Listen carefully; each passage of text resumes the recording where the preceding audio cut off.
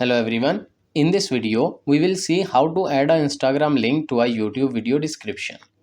So let's get into it. First of all, let's navigate to the Instagram app and tap on the icon to open it.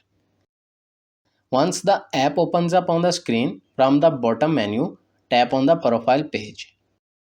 Here you can see the shared profile option. Tap to open it. On this page, you can see a barcode. Tap on copy link.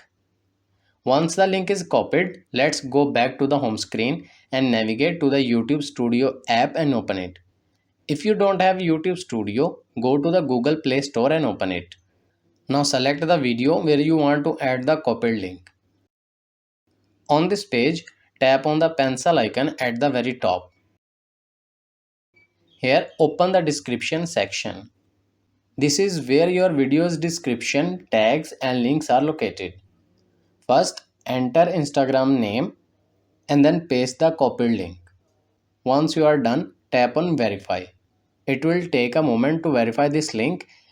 Once the verification is done, your Instagram link will be added to your video's description. And that's it. I hope this video is helpful for you. For more information, please subscribe our YouTube channel and thank you for watching.